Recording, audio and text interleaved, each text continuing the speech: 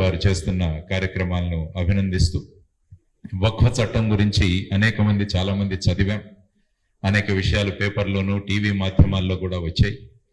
కాబట్టి నాకు తెలిసిన కొన్ని విషయాలు, ఈ వక్ఫ్ అన్నది ఎలా మొదలైంది, ఆ తర్వాత భారతదేశంలోకి ఎలా వచ్చింది, ఆ తర్వాత ప్రస్తుత పరిస్థితి ఏ విధంగా ఉంది, ఈ చట్టం తీసుకురావడం వల్ల ఏ విధమైన మార్పులు రాబోతున్నాయి, రేపు ఈ చట్టానికి ఏదన్నా సుప్రీంకోర్టులో మళ్ళా దీనికి ఛాలెంజ్ ఉంటుందా అన్న కొన్ని విషయాలు మీ ముందు ఉంచే ప్రయత్నం నేను చేస్తాను.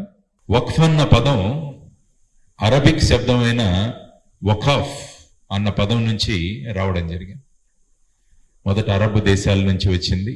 ఆ తర్వాత ఎవరైనా తనకున్న ఆస్తిని కానీ ప్రాపర్టీని కానీ సమాజానికి తర్వాత ఆ కార్యక్రమాలకి వినియోగించడానికి ఎవరైనా దాన్ని చారిటీగా ఇవ్వచ్చు. దాన్ని వక్ఫ్ ప్రాపర్టీ అంటారు. జనరల్గా అప్పుడు ఆ కాలంలో మస్జిదులకు, తర్వాత మదర్సాలకు, తర్వాత గ్రేవ్ యార్డ్స్ శ్మశాన భూములకు, తర్వాత సంక్షేమానికి వీటికి ఉపయోగించేవారు. తర్వాత ఈ వక్ఫ్ ప్రాపర్టీని ఎప్పుడు కూడా అమ్మే ప్రసక్తి లేదు, సేల్ అన్నది ఉండదు. అంటే ఏమవుతుందంటే ఎవరైతే వ్యక్తి వక్ఫ్ ఇవ్వాలనుకుంటాడో అతన్ని వాకిఫ్ అంటారు. వాకిఫ్ అన్న వ్యక్తి తనకున్న ప్రాపర్టీని వక్ఫ్కి ఇస్తాడు. అంటే వాళ్ళ భాషలో ఏమవుతుందంటే ఎప్పుడైతే ఇది జరిగిందో అది అల్లా పేరు మీద వెళుతుంది, కాబట్టి దాన్ని మళ్ళా రివర్స్ చేయలేము అన్నది వారు ప్రధానంగా చెప్పింది. ఈ వక్ఫ్ ప్రాపర్టీని చూసుకోవడానికి ముతవల్లి అని ఒక అతన్ని అపాయింట్ చేస్తారు. ముతవల్లి, కాబట్టి ముతవల్లీస్ చాలా మంది కనిపిస్తుంటారు మనకు వక్ఫ్ ప్రాపర్టీ. సో ఈ విధంగా మొదలైంది వక్ఫ్. ఆ తర్వాత మీరు చూసుకుంటే ఖురాన్లో ఒకటి రాయబడి జరిగింది, and in there wealth there is a due share for the beggar and the deprived. ఎవరైతే సమాజంలో పేద ప్రజలు ఉన్నారో వారికి మనం ఏదైనా చేయాలి అన్న కాన్సెప్ట్తో మొదలైన ఈ వక్ఫ్ చరిత్ర ఒకసారి ప్రపంచంలో మీరు చూస్తే మొట్టమొదటి వక్ఫ్ అన్నది మదీనాలో ఏర్పాటు చేయడం జరిగింది. ఎప్పుడైతే ప్రాఫెట్ ముహమ్మద్ మక్కా నుంచి మదీనాకు వెళ్ళడం జరిగిందో అప్పుడు ఒక మసీదును అక్కడ కట్టడం జరిగింది. అది ప్రపంచంలో ఉన్న మొదటి వక్ఫ్ ప్రాపర్టీ. ఆ తర్వాత మిగతా అనేక దేశాల్లో ఇప్పుడు మీకు వక్ఫ్ ప్రాపర్టీలు కనపడతాయి. ఆ తర్వాత అక్కడ మదీనాలో మొదలైన వక్ఫ్ మొత్తం ప్రపంచానికి వ్యాపించడం మొదలైంది. ఆ తర్వాత మీరు చూసుకుంటే అనేక దేశాలలో ఈ వక్ఫ్ అన్నది మొదలైంది. ఆ తర్వాత కొన్ని దేశాలలో ఫిలిప్పీన్స్, సింగపూర్ తీసుకుంటే అవి ముస్లిం ప్రధానమైన దేశాలు. అక్కడ నాన్ ముస్లిమ్స్ కూడా ఈ విధమైన వక్ఫ్ ప్రాపర్టీ నుంచి వారి వెల్ఫేర్ కోసం ప్రయత్నం చేయవచ్చు అన్నది కొన్ని విషయాలు. మన భారతదేశంలో వక్ఫ్ ఎప్పుడు వచ్చింది అన్న దాని గురించి మనం మాట్లాడుకోవాలి. యాక్చువల్గా నిన్న చిన్నజీయర్ స్వామి గారి దగ్గర అక్కడ సమతా కుంభు జరుగుతోంది. అక్కడ ఆ సందర్భంగా వాళ్ళు యువతరానికి కొన్ని కార్యక్రమాలు పెడితే నిన్న అక్కడికి వెళ్ళాను. రామానుజం ఏ సోషల్ రిఫార్మర్, రామానుజాచార్యుల వారు ఒక సంఘ సంస్కర్త అన్న విషయం మీద మాట్లాడారు. రామానుజుల వారి జీవిత చరిత్ర మనం చూస్తే ఆయన ఎప్పుడూ కూడా మందిరాలలో అందరికీ ప్రవేశం కల్పించాలన్న దాని మీద ప్రధానమైన ఆయన విప్లవమే చేశారు. అక్కడ దళితులను మందిరాల్లోకి తీసుకువెళ్ళడం, ఆ తర్వాత సమాజంలో ఉన్న దళితులందరినీ, వెనుకబడే వాళ్ళని కూడా ఒక పోగు చేసి ముందుకు తీసుకువెళ్ళే ఒక ప్రక్రియ చేశారు. ఎందుకంటే మందిరం అన్నది చాలా ప్రధానమైన అంశం భారతదేశంలో ఆ కాలంలో. ఎందుకంటే ప్రజల జీవనాలన్నీ కూడా మందిరం ఆధారం మీదే జరుగుతుంది. చాలా మంది రాజులు ఉన్నారు కానీ వాళ్ళు కూడా మందిరాలను ప్రోత్సహించి మందిరం సెంట్రిక్ గా, టెంపుల్ సెంట్రిక్ గా కార్యక్రమాలు జరిగేవి. అందువల్ల భూములన్నీ కూడా మందిరాల దగ్గరే ఉండేవి. అందువల్ల అక్కడ ఉన్న భూములను ప్రజలకిచ్చి వారిని ప్రోత్సహించే దిశగా వెళుతున్నారు. కాబట్టి ఈ విధమైన వాతావరణంలో ప్రజల జీవితంలో మందిరం అన్నది ఒక ప్రధానమైన స్థానం ఆ కాలంలో ఉండేది. అందువల్ల అటువంటి మందిరాలకు ఆ తర్వాత ఏమైంది అన్నది చూసుకుంటే అప్పుడు మన వక్ఫ్ అన్నది ఇండియాలో మొదలైంది. ఎప్పుడైతే ముస్లిం దండయాత్రలు ఇక్కడ జరిగాయో, వాళ్ళ రాజులు ఇక్కడికి రావడం మొదలు పెట్టారో అప్పుడు వక్ఫ్ అన్నది భారతదేశంలో కూడా మొదలైంది. మీరు చూస్తే చరిత్రలో 12వ శతాబ్దంలో మొట్టమొదటి వక్ఫ్ అన్నది గోరి 2 గ్రామాలను జామా మస్జిద్ ముల్తాన్ అనే ప్రాంతంలో ఆయన ఇవ్వడం జరిగింది. ఇది భారతదేశంలో ఏర్పడిన మొట్టమొదటి వక్ఫ్ ప్రాపర్టీ మహమ్మద్ గోరి. ఆ తర్వాత అల్లావుద్దీన్ ఖిల్జీ, ఆ తర్వాత ఫిరోజ్ షా తుగ్లక్, వీరు ఈ వక్ఫ్ని చాలా పెంచారు భారతదేశంలో మీరు చూసుకుంటే. ఆ తర్వాత హాస్పిటల్స్, ఎడ్యుకేషన్, వాటర్ రిజర్వాయర్స్ ఇటువంటి వాటికి కూడా కొద్దిగా ఉపయోగించారు. ఆ తర్వాత అక్బర్ 1556 నుంచి 1605 వరకు వక్ఫ్ని ప్రమోట్ చేశారు. ఆ తర్వాత ఫైనల్ గా ఔరంగజేబ్ 1658 నుంచి 1707 వరకు మదర్సాసు, మస్జిద్లు పెరగడానికి ఔరంగజేబు కాలంలో ముఖ్యంగా చాలా ప్రయత్నాలు జరిగాయి. ఆ విధంగా వక్ఫ్ ప్రాపర్టీ, ఘోరీ నుంచి మొదలైన వక్ఫ్ ప్రాపర్టీ భారతదేశంలో ఔరంగజేబు వచ్చేసరికి విస్తృతమైపోయింది. చాలా ప్రాంతాలలో మదర్సాలని, మస్జిద్లని ఇవన్నీ కూడా చాలా పెద్ద సంఖ్యలో రావడం జరిగింది. ఇది భారతదేశంలో జరిగిన వక్ఫ్ స్థాపన, వక్ఫ్ యొక్క విస్తరణ. ఆ తర్వాత బ్రిటిష్ వారు వచ్చారు మన దగ్గరికి. 1757 నుంచి 1947 మీరు ఒకసారి చూసుకుంటే బ్రిటిష్ వాళ్ళ కాలంలో ఈ వక్ఫ్ ఏమైందన్నది కూడా ఒకసారి మనం చూడాలి. మీరు చూసుకుంటే 1894వ సంవత్సరంలో 4 జడ్జిలున్న ప్రీవీ కౌన్సిల్ ఏం చెప్పిందంటే, waqf is the perpetuality of the worst and the most pernicious kind, declared waqf as invalid. 4 జడ్జీలతో కూడిన ప్రీవీ కౌన్సిల్ 1894వ సంవత్సరంలో ఆ విధంగా చెబితే అది ఇంగ్లాండ్లో ఫాలో అయ్యారు, కానీ భారతదేశంలో దాన్ని అమలు చేయలేదు. కాబట్టి అప్పుడు గనక అమలు చేసింటే ఈ వక్ఫ్ ప్రాపర్టీలన్నీ కూడా అప్పటికే సమాప్తమైపోయాయి. కానీ బ్రిటిష్ వారు మనకు తెలుసు ఏ విధంగా వాళ్ళు విభజించి పాలించడంలో వారు గొప్ప అనుభవజ్ఞులు. బ్రిటన్లో ఒప్పుకున్నారు కానీ భారతదేశంలో ఒప్పుకోలేదు దానికి తోడు వాళ్ళు 1913వ సంవత్సరంలో ముసల్మాన్ వక్ఫ్ వ్యాలిడేటింగ్ యాక్ట్ అన్నది ఒకటి తీసుకొచ్చారు. ప్రీవీ కౌన్సిల్ చెప్పినా కూడా వాటిని హస్తగతం చేసుకోకుండా ఒక చట్టాన్ని కూడా తీసుకురావచ్చి వాటిని వక్ఫ్ని లీగలైజ్ చేశారు. ఆ తరువాత 1923వ సంవత్సరంలో ది ముసల్మాన్ వక్ఫ్ యాక్ట్ అని తీసుకొచ్చి ముతవల్లి అన్నవాళ్ళు ఈ వక్ఫ్ ప్రాపర్టీని మెయింటైన్ చేయాలని చెప్పి ఇంకో చట్టం తీసుకొచ్చారు. ఇప్పుడు మన వక్ఫ్ అమెండ్మెంట్ బిల్లుతో పాటు ఈ ముసల్మాన్ వక్ఫ్ యాక్ట్ 1923ని కూడా దాన్ని సమాప్తం చేయడానికి కూడా మన బిల్లు పార్లమెంట్ లో ప్రవేశపెట్టడం జరిగింది. 2 ప్రవేశపెట్టారు, 2 బిల్లులు.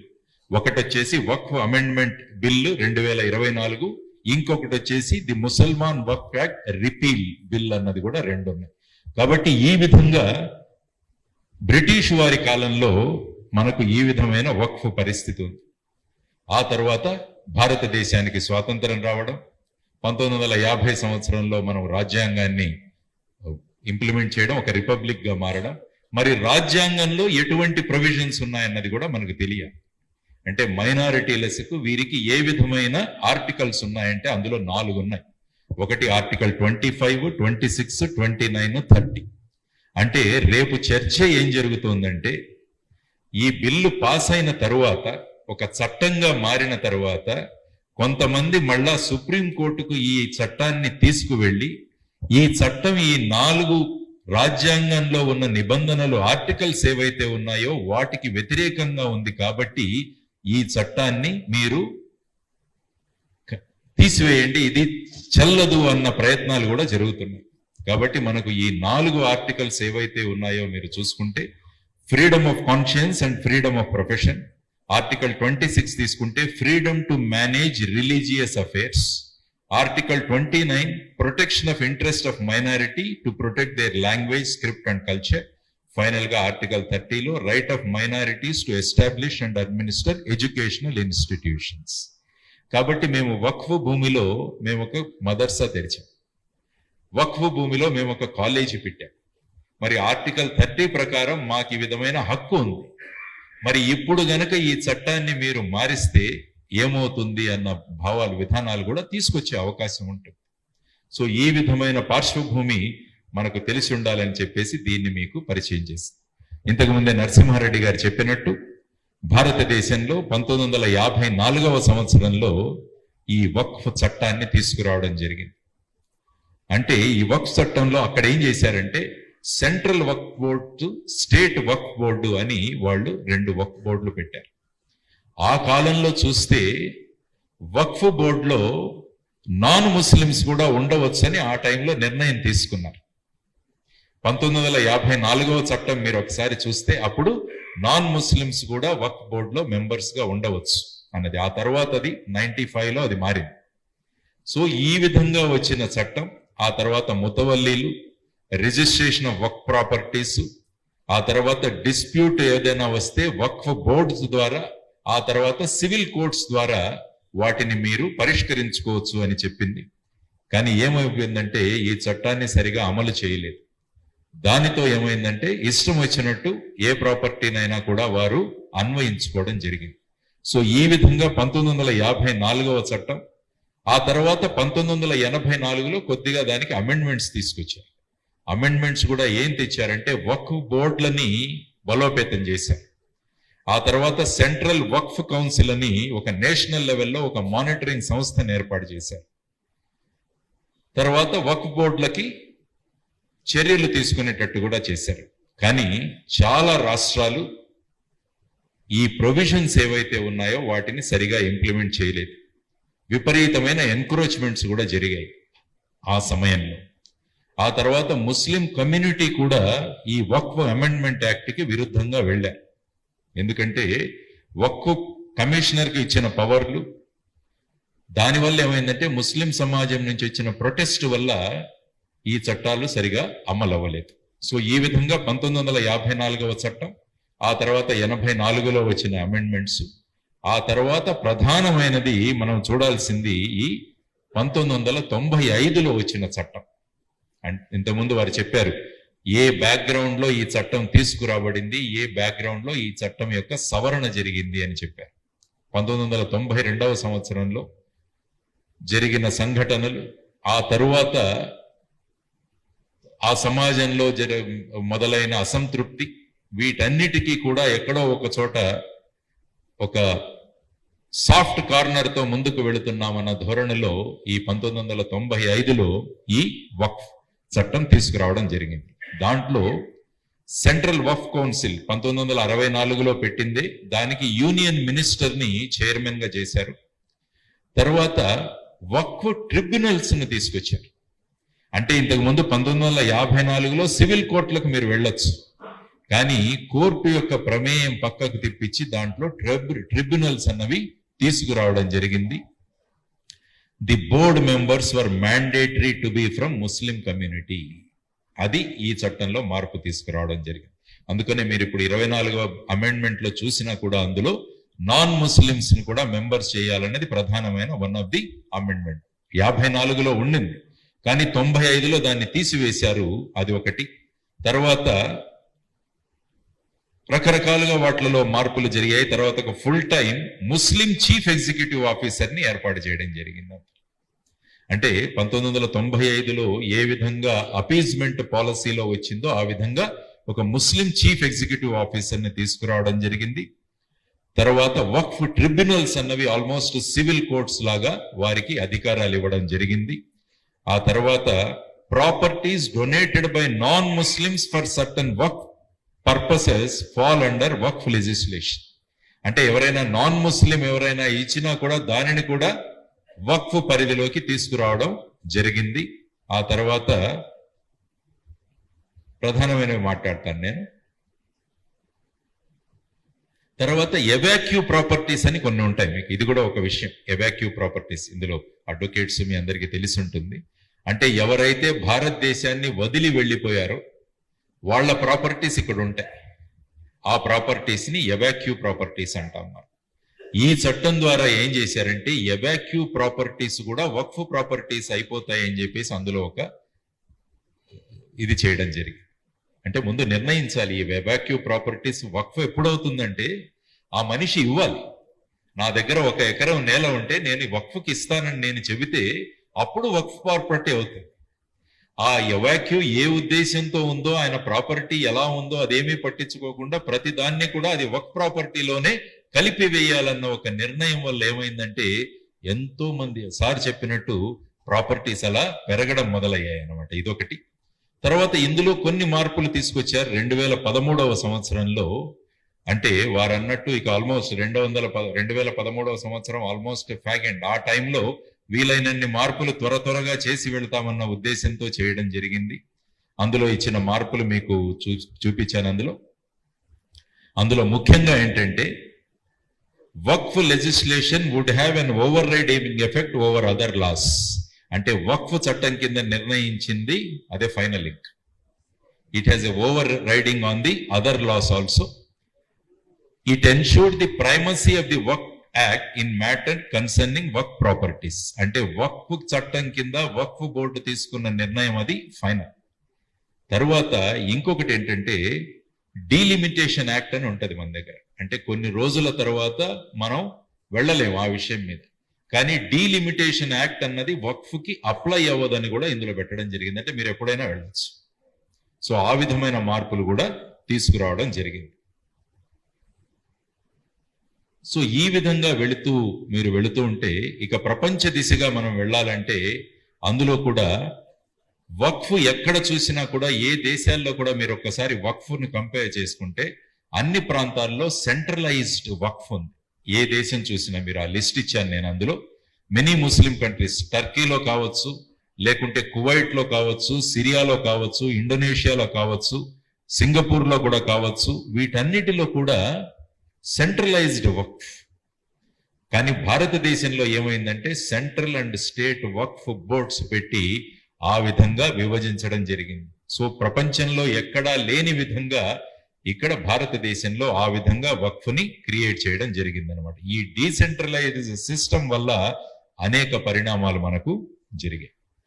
ఆ తర్వాత సుప్రీంకోర్టు ఏమన్నది వక్ఫ్ గురించి అన్నది కూడా కొద్దిగా మనకు తెలుసుకోవాలి. అంటే ఇంతకుముందు రకరకాల ప్రకరణలు సుప్రీంకోర్టు దగ్గరికి వెళ్ళడం జరిగింది. అందులో ముఖ్యంగా 4 వాట్ల గురించి నేను మాట్లాడతాను. ఫస్ట్ ది 1979లో board of Muslim waqfs Rajasthan versus Radhakrishna, వీటి మధ్య జరిగిన కేసులో సుప్రీంకోర్టు ఏమైందంటే waqf by user doctrine requiring proper documentation for waqf claims. Waqf by user ఇప్పుడు ఏమవుతుందంటే వక్ఫ్ బై యూజర్ అంటే వక్ఫ్ ప్రాపర్టీలు మన ఫ్యామిలీకి కానీ దీనికి కూడా మనం వినియోగించవచ్చు. కానీ అందులో ఏమైందంటే ప్రాపర్ డాక్యుమెంటేషన్ ఉండాలి అని చెప్తాడు. ఎవరో ఒకరు వచ్చి డాక్యుమెంట్ ఇచ్చేసి ఇది నా ప్రాపర్టీ అని నేను వక్ఫ్కి ఇస్తున్నానని చెల్లదు. ముందు ఆ డాక్యుమెంట్ వెరిఫై చేస్తే తప్ప మీకు ఆ వక్ఫ్ దగ్గరికి ఈ ప్రాపర్టీ వెళ్ళదు. అంతకుముందు ఎవరో వచ్చి డాక్యుమెంట్లు ఇవ్వగానే దాని వెంటనే వక్ఫ్ ప్రాపర్టీగా వక్ఫ్ బోర్డు ప్రకటించేసేవారు. అదొకటి. తర్వాత వచ్చేసి రమేష్ గోవిందరాం వర్సెస్ సుగ్రా హుమాయూన్ మిర్జా వక్ఫ్ అని 2010లో ఒక జడ్జిమెంట్ ఇచ్చారు. అందులో ఏమన్నారంటే supreme court only Waqf tribunal can decide Waqf dispute, not civil courts. ఎందుకంటే కోర్టులు కూడా ఏం చేస్తాయంటే ఫైనల్ గా చట్టం ఉంటే దాన్ని ఇంటర్ప్రిట్ చేస్తాయి. కోర్టులు కొత్త చట్టాలు చేయలేదు. కోర్టు ఆ చట్టం, ఎందుకంటే 1995లో మీరు చెప్పారు సివిల్ కోర్టు ప్లేస్ లో మేము ట్రిబ్యునల్ ని తెచ్చాము, కాబట్టి ట్రిబ్యునల్ ఏది చెప్తే అదే ఫైనల్, కాబట్టి సివిల్ కోర్టులో అధికారం ఉండదని చెప్పి సుప్రీంకోర్టు చెప్పడం జరిగింది. ఆ తర్వాత అయోధ్య వర్డిక్ట్ 2019లో waqf properties must have legal documentation and cannot be claimed solely based on historical use. మా కుటుంబం ఎప్పటి నుంచో మా మస్జిద్ కింద ఈ భూమి ఎప్పటి నుంచో ఉంది అని చెప్పి దాన్ని వక్ఫ్ ప్రాపర్టీగా మీరు చూడలేదు. ప్రాపర్ డాక్యుమెంటేషన్ ఉండాలి అని చెప్పేసి 2019లో. ఆ తర్వాత ఫైనల్ గా 2021లో స్టేట్ గవర్నమెంట్ కర్ణాటకలో to protect Waqf lands from illegal encroachments. చాలా చోట్ల ఏమైందంటే స్టేట్ గవర్నమెంట్స్ లో వక్ఫ్ ల్యాండ్స్ అన్ని కూడా ఎన్క్రోచ్ అయిపోయాయి. కాబట్టి ఈ వక్ఫ్ బోర్డు వాళ్ళు కళ్ళు మూసుకోవడం వల్ల అనేక ప్రాపర్టీస్ అవి ఎన్క్రోచ్ అయిపోయాయి. కాబట్టి సుప్రీంకోర్టు డైరెక్ట్ చేసింది కర్ణాటక గవర్నమెంట్ కి ఈ ఎన్క్రోచ్మెంట్స్ ఆపండి అని చెప్పేసి. కాబట్టి ఈ విధంగా సుప్రీంకోర్టు ముందు ఒక 4 సందర్భాలలో ఇంపార్టెంట్ అయినవి. కాబట్టి మరి ఇప్పుడు ఈ చట్టాన్ని తీసుకురావడానికి ప్రధానమైన కారణం ఏంటి అన్నది చూడవచ్చు. ఎందుకంటే మనం 95లో ఉన్న చట్టం సరిగా లేదు, దాన్ని మార్చాల్సిన అవసరం ఉందని చెప్పి ఇప్పుడు మనం అమెండ్మెంట్ తెస్తున్నాం. కాబట్టి మేజర్ ఇష్యూస్ ఏంటి అని మీరు పరిశీలిస్తే, limited diversity in constitution of Waqf board and central Waqf council. ఎందుకంటే అక్కడ ఒకే మతానికి చెందిన వాళ్ళు ఉండడం వల్ల ఆ పరిణామాలు వేరుగా ఉంటున్నాయి. కాబట్టి ఇది వన్ ఆఫ్ ది ఫ్యాక్టర్స్. తర్వాత ముతవల్లీస్ ఎవరైతే ఉన్నారో వాళ్ళు ప్రాపర్ అకౌంట్స్ ఏవి మెయింటైన్ చేయకపోవడం వల్ల ఇది కూడా పెద్ద విఘాతానికి దారి తీస్తుంది. కాబట్టి అదొకటి. తర్వాత issues of removal of encroachment, registration and declaration of title of వర్క్ ప్రాపర్టీస్. ఇది కూడా పెద్ద సమస్య. టైటిల్స్ ఉండవు, ఏమీ ఉండవు, అయినా కూడా ఆ భూమి మా దగ్గర ఉందన్నది ఒకటి జరుగుతోంది. అదొక ప్రధానమైన కారణం. Sweeping powers to Waqf boards for claiming properties resulting in disputes and litigation. అంటే వక్ఫ్ బోర్డ్ వచ్చేసి ఇది మా ప్రాపర్టీ అంటే అది ప్రాపర్టీ.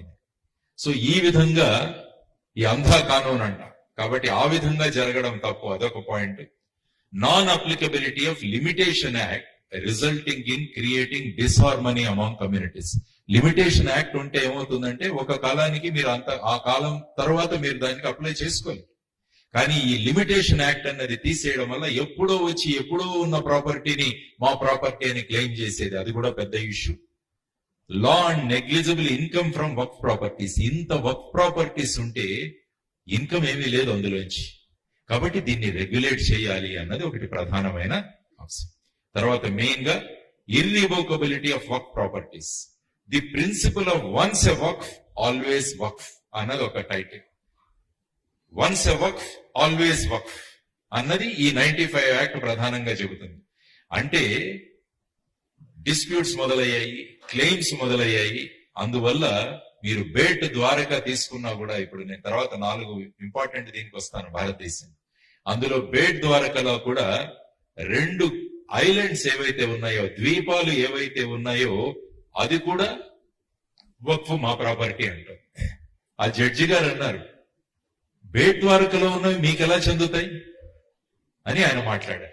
కాబట్టి ఇటువంటి పరిణామాలు దేశంలో ఉండడం వల్ల ఈ చట్టంలో మార్పులు రావాలి అన్నది ప్రధానమైన ఉద్దేశం. ఇవన్నీ నేను ఎందుకు చెబుతున్నానంటే, రేపు మీరు ఎక్కడైనా చర్చ జరిగినప్పుడు ఎందుకు ఈ చట్టంలో మార్పు రావాలన్న దాన్ని మెసేజ్ని మనం తీసుకువెళ్ళగలిగితే ప్రజల్లో కూడా కన్విన్సింగ్ అవుతారు. వాళ్ళు కూడా ఇది అవసరమే అన్నది వస్తాను. ఆ తర్వాత నేను వస్తాను. కంప్లైంట్స్ ఎన్ని ఉన్నాయి? యాక్చువల్ గా వక్ఫ్ బోర్డు మీద మాక్సిమం కంప్లైంట్స్ ముస్లిం కమ్యూనిటీ నుంచే వచ్చాయి. అది కూడా స్టాటిస్టిక్స్ చెప్తాను మీకు. సో ఈ విధమైన పరిస్థితులలో ఈ చట్టాన్ని మార్పు చేయాలి అన్నది వచ్చింది. తర్వాత ఇంకొకటి litigation and miss management. The waqf act 95 and its 2033 amendments have been criticized for inefficacy, leading to issues like encroachment, mismanagement, ownership disputes and delays. వక్ఫ్ బోర్డుకి అధికారం ఇవ్వడం వల్ల వాళ్ళను ప్రశ్నించే వాళ్ళు ఎవరు లేరు. దాంతో ఏం జరిగినా కూడా వక్ఫ్ బోర్డు కళ్ళు మూసుకొని ఎన్క్రోచ్మెంట్స్ కి అలో చేస్తూనే ఉంది. కాబట్టి ఇదొక ఇష్యూ. No judicial oversight. ఎందుకంటే ట్రిబ్యునల్ డెసిషన్స్ ఏవైతే వచ్చాయో, అంతకుముందు సివిల్ కోర్టుకు వెళ్లే అవకాశం ఉండేది. కానీ ఈ ట్రిబ్యునల్స్ రావడం వల్ల ఇక మీరు కోర్టు కూడా వెళ్ళలేరు. సో ఆ విధమైన పరిస్థితులలో కూడా ఏమవుతుందంటే, మేము ఏం చేసినా కూడా మాదే రాజ్యం. Once property is work, it is a work property అన్నది. తర్వాత సర్వే వర్క్ గురించి కూడా సార్ చెప్పారు. వక్ఫ్ ప్రాపర్టీని సాధారణంగా సర్వే కమిషనర్లు ఉంటారు, వారు వెళ్ళి సర్వేలు చేయాలి. కానీ వారు కూడా వారికి సంబంధించిన వాళ్ళు ఉండడం వల్ల ఇది సరిగా జరగట్లేదని ఇప్పుడు మన అమెండ్మెంట్ లో సర్వే కమిషనర్లు కాదు, దీన్ని డిస్ట్రిక్ట్ కలెక్టర్స్ ఇవ్వాలి అని చెప్పేసి ఈ చట్టంలో ఇప్పుడు ఒక మార్పు మనం ప్రపోజ్ చేసాం. కాబట్టి ఈ విధమైన అంధాదొందుగా జరుగుతున్న ఈ చట్టాన్ని మనం మార్చాలి. దానిలో మిస్యూజ్, ఇందాకే సెక్షన్ 40 గురించి చెప్పారు. స్టేట్ వర్క్ boards have misused some of the provisions of the act which created disharmony and discontent. Section 40 of the Waqf Act was widely misused to acquire and declare a property as Waqf property. Section 40 మీరు ఒకసారి చదివితే 95 అందులో వక్ఫ్ board నిర్ణయిస్తే అధిక వక్ఫ్ property. దాన్ని చాలా state వక్ఫ్ బోర్డులు అన్నవి misuse చేశాయి అన్నది. తర్వాత constitutional validity. Waqf Act is a special act for religious properties of only one religion of the country. when no such law exists for any other religion. ఒక్క మతం కోసమే ఇది ఉంది, మిగతా మతాలకు లేదు. కాబట్టి ఇది కాన్స్టిట్యూషనల్ వ్యాలిడిటీ ఎలా అవుతుంది? రైట్ టు ఈక్వాలిటీ అందరికీ ఉండాలి కదా, మరి వీరికే ఎందుకు ఉందని ఢిల్లీ హైకోర్టులో ఒక పబ్లిక్ ఇంట్రెస్ట్ లిటిగేషన్ కూడా జరుగుతుంది. సో ఈ బ్యాక్గ్రౌండ్ లో ఈ విధంగా ఉన్న వాటినన్నింటినీ సుసూత్రీకరణ చేయాలంటే దీనిలో మార్పులు రావాలి అని చెప్పేసి ఈ అమెండ్మెంట్స్ తీసుకురావడం జరిగింది. తర్వాత మిస్యూజ్ ఆఫ్ వక్ఫ్ యాక్ట్ మీరు చూసుకుంటే ఒక పేపర్ లో వచ్చిన దీన్ని నేను పెట్టాను. RTA reply reveals AAP government has given 101 crores to the Delhi Waqf Board since 2015. Unauthorized construction in Waqf property going to galore need monitoring అని ఢిల్లీ హైకోర్టు చెప్పింది. ఇంతకు ముందు మాట్లాడినట్టు మీకు ఆ ఏబీలో వచ్చింది. In Tamil Nadu Waqf Board claims ownership of an entire village in which there is a temple. కాబట్టి ఒక గ్రామం మొత్తం వక్ఫ్ ప్రాపర్టీ అని చెప్పి తమిళనాడులో జరుగుతోంది. సో ఇటువంటి పరిస్థితుల్లో ఈ మార్పులు రావాలి. ఇంతకుముందు చెప్పినట్టు లాంగ్ పెండింగ్ ఇష్యూస్ ఏవైతే ఉన్నాయి దేశంలో, ఇప్పుడు వరకు ట్రిబ్యునల్స్ దగ్గర 40,951 కేసులు పెండింగ్ ఉన్నాయి వక్ఫ్ బోర్డుల మీద.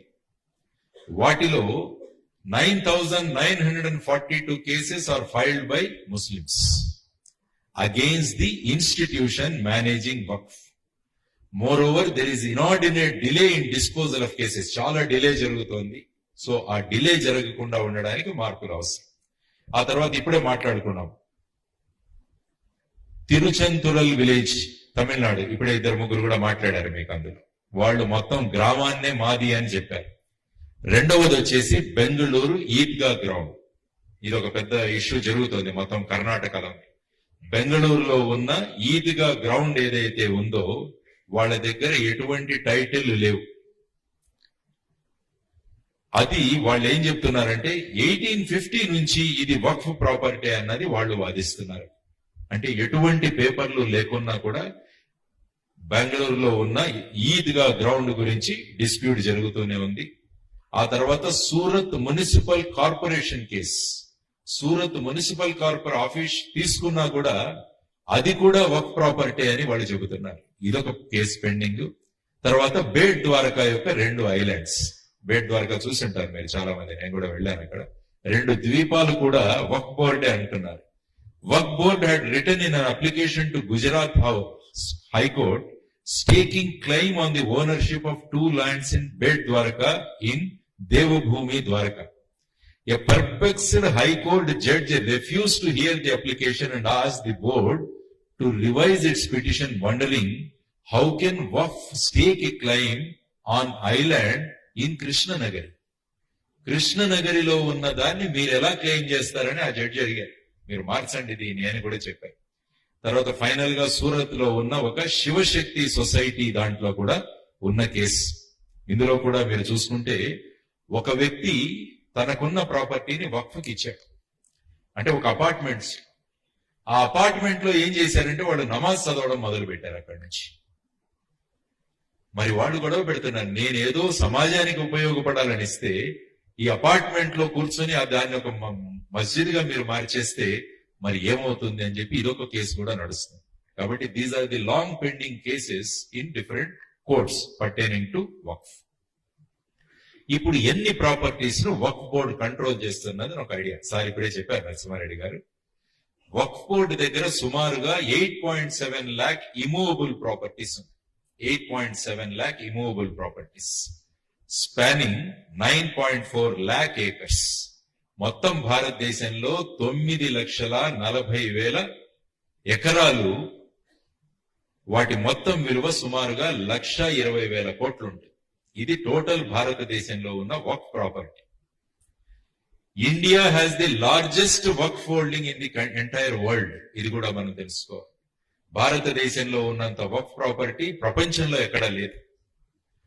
వక్ఫ్ board is the largest land owner in India after defence and the Indian railways.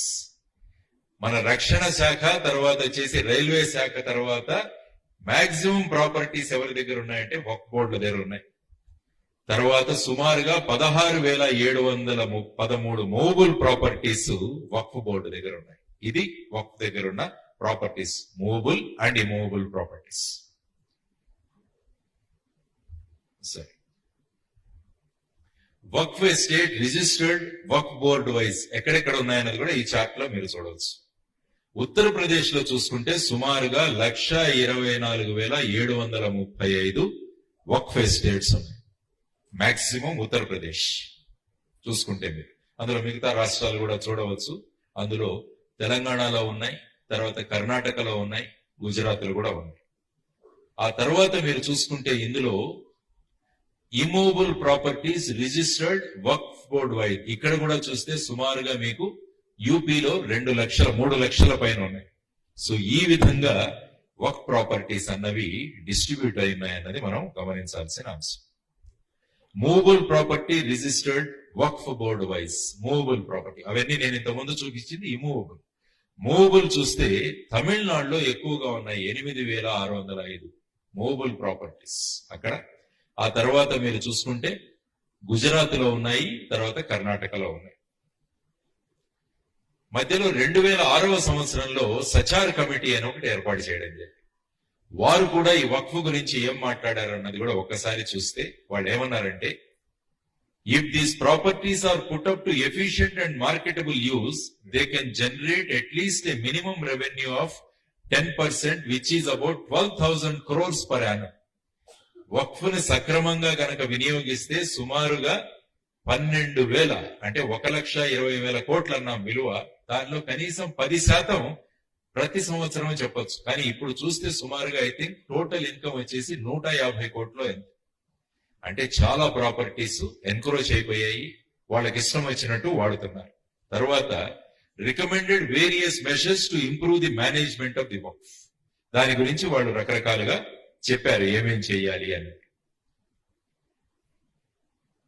వాళ్ళు సచార్ కమిటీ, ఇది కూడా మనకు తెలియాలి, inclusion of non Muslim technical expertise in managing of waqf అన్నది సచార్ కమిటీనే చెప్పింది. రేపు మీకు ఎవరైనా మాట్లాడడానికి వచ్చినప్పుడు you can give a reference of Sachar committee. Sachar కమిటీలోనే చెప్పారు నాన్ ముస్లిమ్స్ ని మీరు టెక్నికల్ బోర్డులో వాళ్ళని మెంబర్స్ గా వేయండి అని చెప్పేసి. అది కూడా ఒక పాయింట్ తెలుసుకోవాల్సిన విషయం. సో తర్వాత ఒక జేపీసీ 2008లో కూడా ఏర్పడింది. ఇప్పుడు మనం జేపీసీ అనుకుంటున్నాం, అదేవిధంగా 2008లో కూడా ఒక జేపీసీ ఉండింది. వారు కూడా కొన్ని చెప్పారు, వక్ఫ్ బోర్డుని రీవ్యాంప్ చేయాలి, సీనియర్ లెవెల్ ఆఫీసర్ ని సిఇఓగా పెట్టాలి, అనాథరైజ్డ్ అలినేషన్ జరిగినప్పుడు చర్చ జరగాలి, స్ట్రింజెంట్ పనిష్మెంట్ ముతవల్లీస్, ఎవరైతే ముతవల్లి సరిగా పని చేయట్లేదో వాళ్ళ మీద యాక్షన్ చేయాలి. ఇవన్నీ కూడా అందులో చెప్పడం జరిగింది.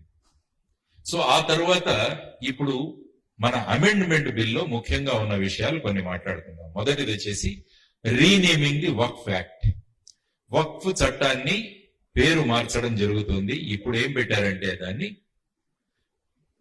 Unified Waqf management empowerment efficiency and development act 1995 అని మారుస్తుంది.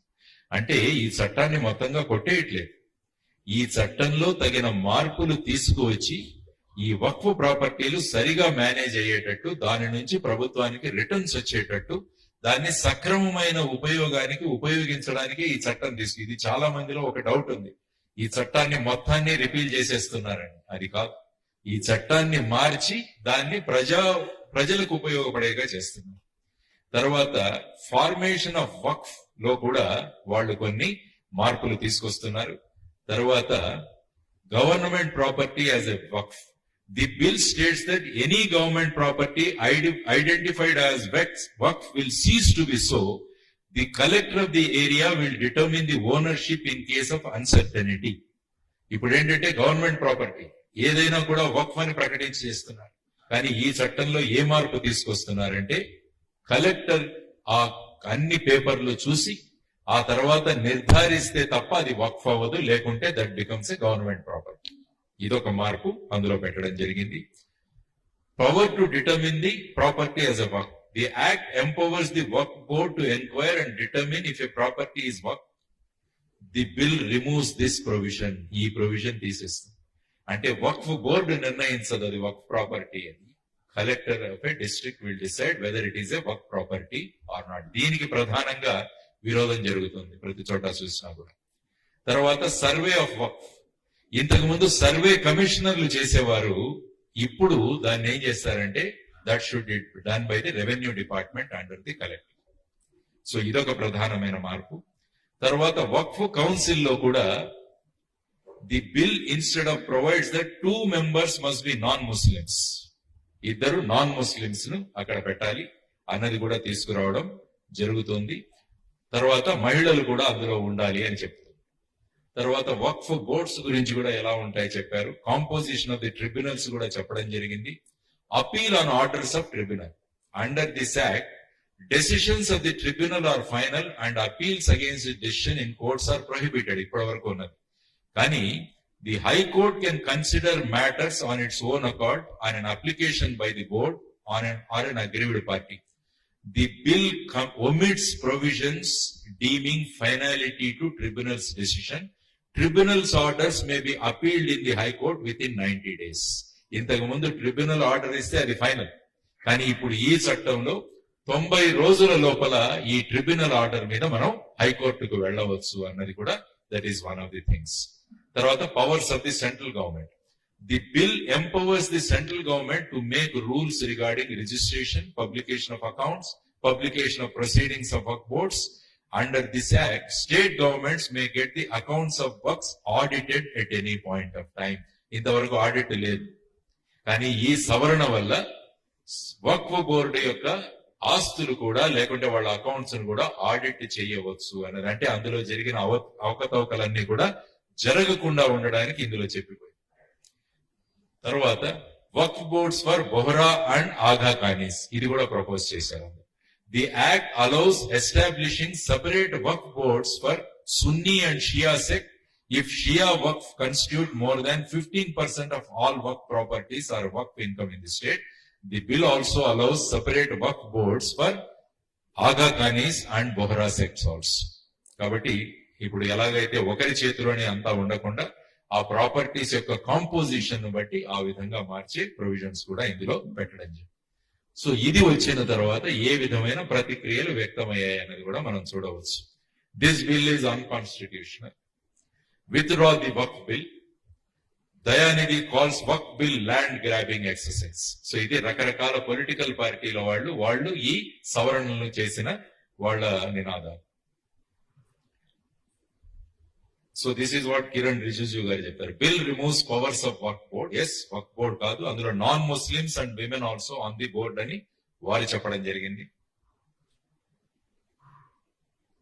సరే, ఇవి కూడా మనం చూడాలి. ఇతను member of All India Muslim Personal Law Board. ఆయన ఏమంటారంటే, the amendment is part of the process that keeps on happening from time to time. Amends have been made in the waqf at earlier also. It should be taken care of that the dignity of the work should not be harmed. It is the need of the hour to do amendment and there should be no politics over it. There should be a discussion on it. What did Asaduddin Owaisi or other opposition leaders say when amendments were made during the previous governments? The opposition should not protest against everything. There should be a discussion on it rather than politics. So, ఇది కూడా మీరు ఉపయోగించవచ్చు. So there are people who are supporting this అన్నది కూడా మనకు తెలియాలి. ఇంకొక ఆయన మన్సూర్ ఖాన్ అనే ఆయన national president of the Sufi Islamic board. ఆయన ఏమంటాడంటే, we gave a few suggestions to the Waqf board in the wake of the manner in which Waqf board has been misused the land for the last 70 years. Our primary suggestion was that it should be taken out of the minority ministry and brought under the home ministry so that all the encroachments can be removed, and if something misuse happens, the home ministry can intervene directly, file cases and prosecute. The bill states that it would come under collector. There is no issue. Things will be better than before. అని అంటున్నారు. కాబట్టి we need to have such type of material. రేపు ఎక్కడైనా arguments చేసినప్పుడు కూడా ఇవన్నీ కూడా మనకు హ్యాండీగా వస్తాయి అన్నమాట. సో బిల్ ఎప్పుడు కూడా మీరు ఆబ్జెక్టివ్ గా అనలైజ్ చేయండి. Don't go by passions. Always మన దగ్గర కూడా ఆర్గ్యూ చేయడానికి పాయింట్స్ ఉండాలన్న దానికి మీకు ఈ విషయం నేను చెప్పాను. ఫైనల్ గా జాయింట్ పార్లమెంటరీ కమిటీ మన జగదాంబిక పాల్ గారి అండర్ లో డెలిబరేషన్స్ అయ్యాయి. వారు సుమారుగా 14 అమెండ్మెంట్స్ అని చేశారు. ఫైనల్ రిపోర్ట్ January 25 సబ్మిట్ చేశారు. మీకు కావాలంటే నెట్ లో కంప్లీట్ 468 పేజెస్ రిపోర్ట్ మీకు దొరుకుతుంది. జాయింట్ అందులో టోటల్ హిస్టరీ ఉంది వక్ఫ్ గురించి మొత్తం. ఆ తర్వాత న్యూట్రల్ అనాలిసిస్ చేస్తే ఎలా ఉంటుంది అన్నది కూడా ఒకటి పెట్టారు. ప్రోస్ ఆఫ్ ది బిల్ ఏంటంటే మోర్ ట్రాన్స్పరెన్సీ ఇన్ వర్క్ ప్రాపర్టీ మేనేజ్మెంట్ వస్తుంది ఈ బిల్ వస్తే. Prevention of disputes over unauthorized claims, better legal clarity and ownership. These are the pros. Cons ఏంటంటే risk of excessive government control over religious properties. తర్వాత potential violation of minority rights and article 29, concerns over religious autonomy under article 25 and 26. So ఈ విషయాలు కూడా లేవనెత్తవచ్చు అన్నది మనం తెలుసుకోవాలి. Now final slide నాది. What are the conflicts with constitutional provisions? ఏ డిస్కషన్ రావచ్చు అన్నది ఒక విషయం. మీరు ఆర్టికల్ 25 తీసుకుంటే ఏమంటుందంటే article 25 right to freedom of religion అంటే కాన్ఫ్లిక్ట్ ఎక్కడ వస్తుందంటే రిమూవింగ్ ది వర్క్ by user could restrict religious freedom. అంటే నేను వక్ఫ్ ఓనర్ని దాన్ని వక్ఫ్ గా మాట్లాడుకుంటాను, దాన్ని ఈ చట్టం తీసేసే ప్రయత్నం చేస్తుందని అంటారు. కాబట్టి గవర్నమెంట్ ఏమంటుందంటే it AIIMS to prevent land disputes and illegal claims. కాబట్టి అదేం కాదంటారు. రెండవది article 26 freedom to manage religious affairs, allowing non Muslim members on Waqf board could interfere with community autonomy. ఇది ఒక పాయింట్ 11 అవుతుంది. అంటే వక్ఫ్ బోర్డు లో నాన్ ముస్లిం ని ఏర్పాటు చేయడం వల్ల వాళ్ళు అంటున్నది ఏంటంటే మరి తిరుపతి బోర్డులో మీరు హిందూ ముస్లింస్ ను తీసుకుంటారా అన్న ఒక క్వశ్చన్ ఒకటి రేజ్ చేస్తారు. సో అలాంటి ఇష్యూస్ వచ్చే అవకాశం ఉంటుంది మీకు. కాబట్టి కానీ గవర్నమెంట్ ఏమంటుందంటే it increases transparency and inclusivity. అందరినీ మనం చేసుకోవాలి, అందరూ కలిస్తేనే ఒక నిర్ణయం ఉంటుంది అన్న దాని గురించి చెప్తారు. ఆర్టికల్ 29 కి వర్క్ properties fund minority educational institutions and increased state control could limit their autonomy. ఎప్పుడైతే మైనారిటీస్ మేము ఎడ్యుకేషనల్ ఇన్స్టిట్యూషన్స్ ఈ వక్ఫ్ ద్వారా నడుపుకుంటుంటే ఈ చట్టం ద్వారా అంత ఫ్రీడమ్ మాకుండదు, కాబట్టి ఆర్టికల్ 29 ఎఫెక్ట్ అవ్వచ్చు అని వాళ్ళ వాదన. ఫైనల్ గా article 14 right to equality. Hindu and Christian religious trust do not face similar government control. Christian Hindu వాటికి ఇంత గవర్నమెంట్ కంట్రోల్ లేదు, మరి మా మీద ఎంత కంట్రోల్ తెస్తున్నారో ఇది అగెయిన్స్ట్ ఆర్టికల్ 30 అని వాదనలు అవ్వచ్చు. గవర్నమెంట్ ఏమంటుందంటే వర్క్ properties involve public interest and require oversight. కాబట్టి ఇవన్నీ కూడా పబ్లిక్ కి చెందినవి కాబట్టి కొంత ఓవర్ సైట్ అవ్వాలి, ఎవరో ఒకరు మానిటర్ చేయాలి. కాబట్టి ఈ విధంగా కాన్స్టిట్యూషనల్ ప్రొవిజన్స్ తో ఎక్కడ కాన్ఫ్లిక్ట్ రావచ్చు అన్నది కూడా మనకు తెలిసి ఉంటే దాన్ని బట్టి రేపు సుప్రీంకోర్టులో కానీ ఎక్కడైనా వచ్చినప్పుడు దాన్ని ఏ విధంగా వాదనలు వినిపించాలన్నది కూడా సంసిద్ధతను మనం వ్యక్తం చేయవచ్చు. కాబట్టి ఫైనల్ గా కన్క్లూషన్ ఏంటంటే the Waqf amendment bill 2024 proposes significant governance reforms. The JPC has recommended modification, but concerns over constitutional validity and religious autonomy remain. Balancing transparency with community rights is the biggest challenge. కాబట్టి ఎందుకంటే మీరు చూసుకుంటే for example collegium గురించి కూడా ప్రభుత్వం చట్టం చేసి కానీ ఫైనల్ గా దాన్ని విత్డ్రా సుప్రీంకోర్టు కొట్టేసి. కాబట్టి ఈ విధమైన పరిస్థితులలో ఈ విధమైన మార్పులతో ఫైనల్ గా ఈ చట్టము వచ్చిన తర్వాత పాస్ అయిన తర్వాత ఏ విధంగా ఫైనాలిటీ సుప్రీంకోర్టు అల్టిమేట్ గా సుప్రీంకోర్టు కూడా దాన్ని ఇది ఇవ్వాలి. సుప్రీంకోర్టులో ఏమవుతుంది అన్నది కూడా ఒక చర్చ జరుగుతుంది. కాబట్టి దాని గురించి మనం తెలుసుకోవాలి. కాబట్టి థ్యాంక్ యూ వెరీ మచ్. ధన్యవాదాలు.